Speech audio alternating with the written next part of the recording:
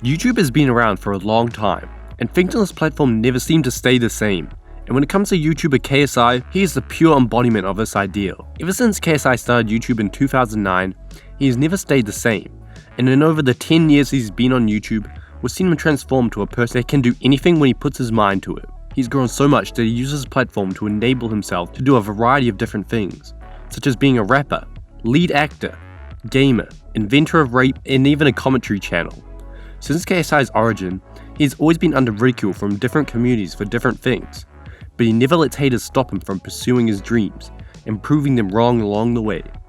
KSI is the gold standard when it comes to YouTube, and his 20 million sub count and victory against Logan Paul can back that up. But that shit is lame, man. Let's get to all the times KSI messed up.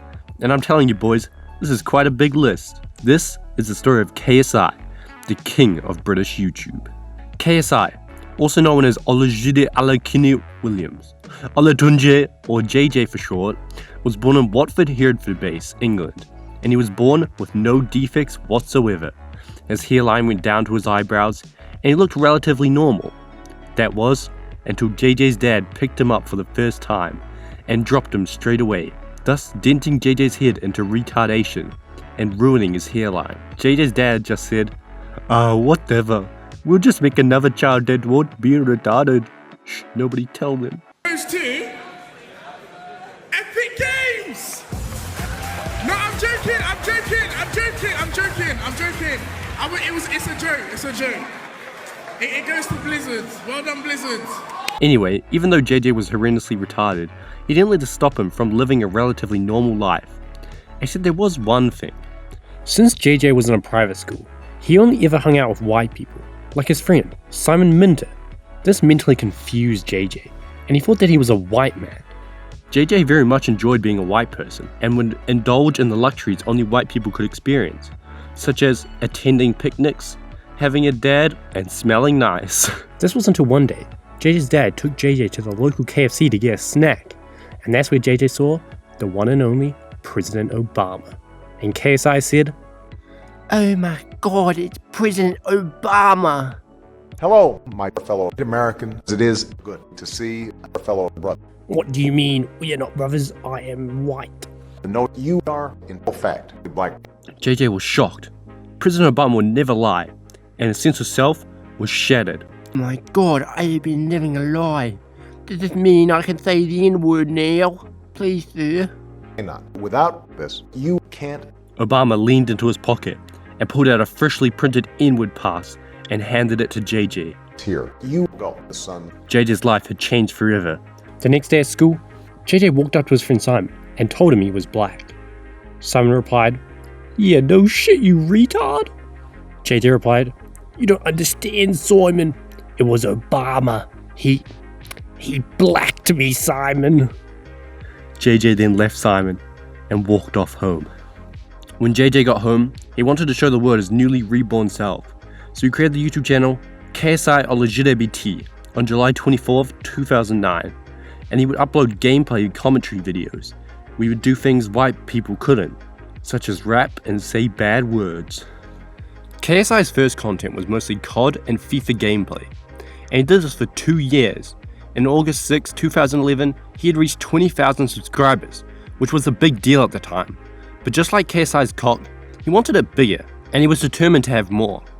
KSI then started to branch out his content, and would do things such as vlogs, Q&As, and even Hesky time. A year and a half later, at the start of 2013, KSI would reach 1 million subscribers, and then by the end of the year, he'd quickly reach 4.5 million subscribers.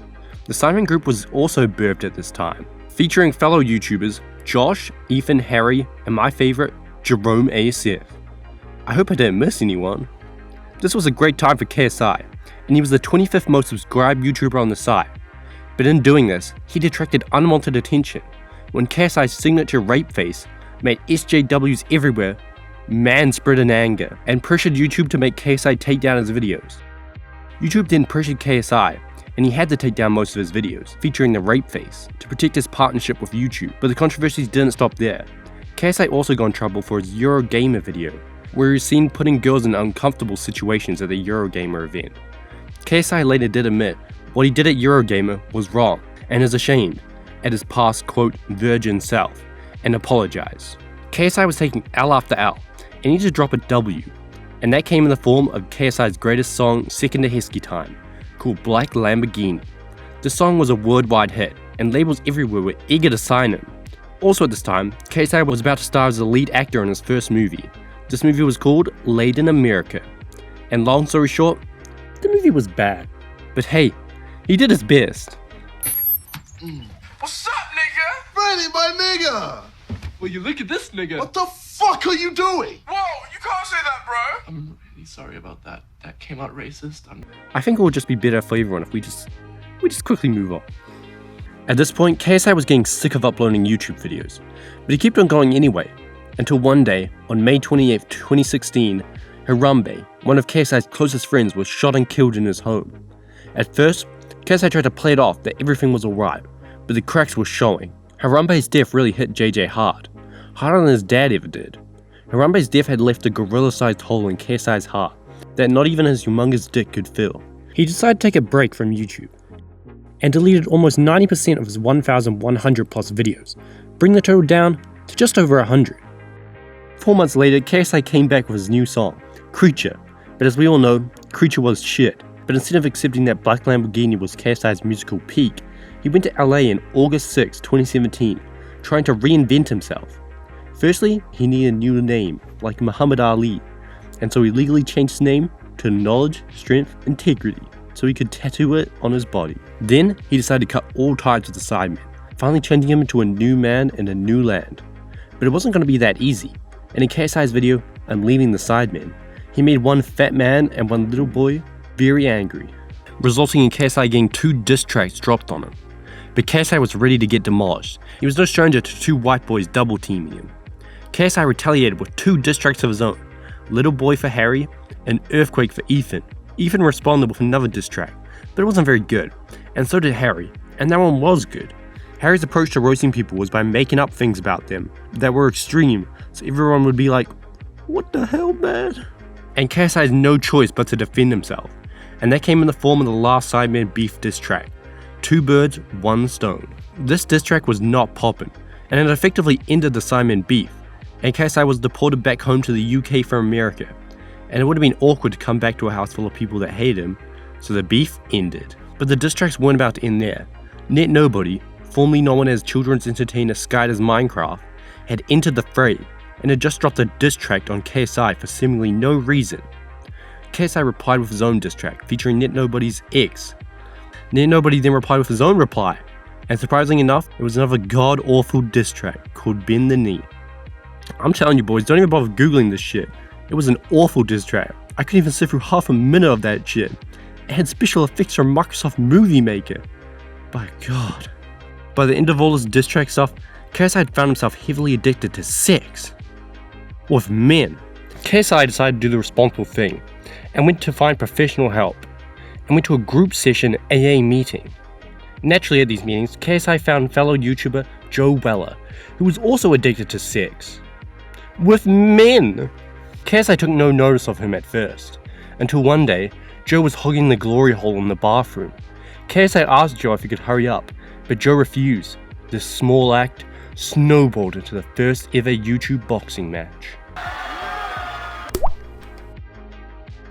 KSI won the fight, but he wasn't going to stop there, and after the fight, he called out the Paul brothers. Years later, in the year 2018, Logan Paul would accept the fight, and Digi, instinctively following KSI's footsteps, challenged Logan Paul's brother, Jake Paul, to fight, which he accepted, and the 2 boxing matches were set. As for the Logan Paul vs KSI fight, people were hyped to see the 2 YouTubers with high egos and subscriber counts go head to head, and the shit talk was at an all-time high. Clear the stage. Suck your You've got to clear the stage for the next fighters. The counterpart to this epic fight was Digi vs Jake Paul, when no one wanted Jake to win, but everyone deep down knew that he was definitely going to win. Later that year, on August 25th, 2018, it was game day, and everyone was scouring the YouTube livestream section for pirated streams in anticipation for the epic duel that was about to take place. The epic fight was a draw, and we all got scammed.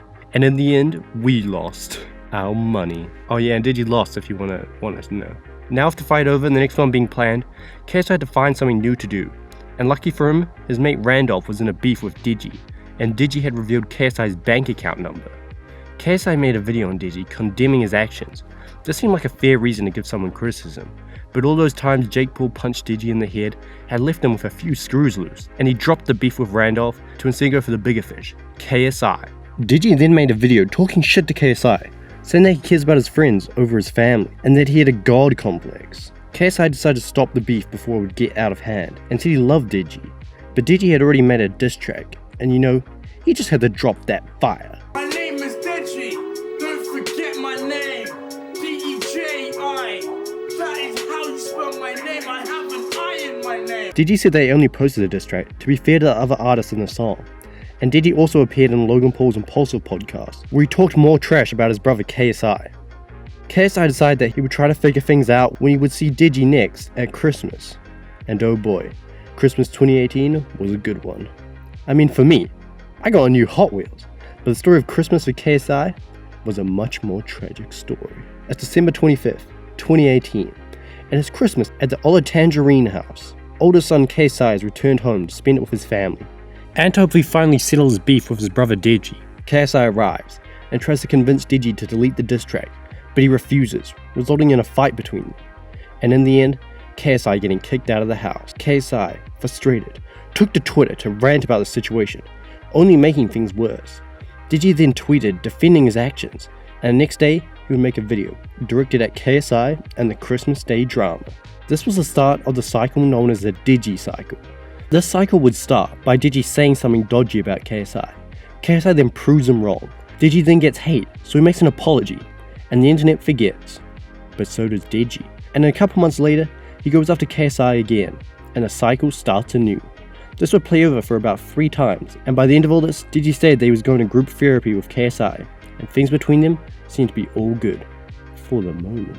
It's like your brain doesn't fucking work. You idiot. You're honestly an idiot. I don't know what's. Now with all the beef over, KSI needed something new to do, and lucky for him, the Sidemen channel was popping off, and all he had to do was play hide and seek, and not piss anyone else off while he waited for his next fight.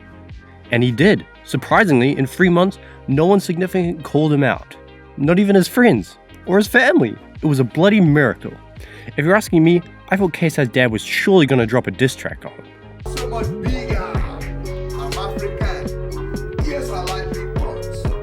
I made your channel. Go and suck these nuts. But anyway, the wait was over, and the Logan Paul vs KSI number 2 boxing fight was announced on the 9th of September 2019. And KSI was looking for a new strategy to beat Logan Paul. After a quick trip to Japan to check out some dead bodies, KSI got inspired by sumo wrestlers and came up with a totally new strategy. He was going to quadruple his body fat so they could knock out Logan Paul by body slamming him into oblivion. KSI had struck gold with this idea, and when he turned up to his first day of boxing training, his coach Vidal was all like, "What are you doing, mate? You look like Grimace from McDonald's." So KSI had to quickly get in shape for the second Logan Paul boxing fight. This made it so KSI was an underdog going into the fight, so I reassuredly put all my money on Logan Paul winning. I am now poor, and KSI won the fight. And that's it. That's the story of KSI. As of the making of this video, the hype of KSI vs Logan Paul 2 boxing match has died down, and KSI is working hard with the Sidemen to make new content and turn the Sidemen into the best group on YouTube. But what about the future? What's up for KSI personally? Well, it's a new year of 2020. A new year for KSI to do something new like he always does. Who knows what he'll do next? Will he be starring in a new movie, Rape Face 2.0, starting a new diss track beef, or even Rape Face 2.0? Well, whatever KSI finds himself doing this year or the years to come, it's going to be a fun time watching him do it and laughing at him mess up all along the way.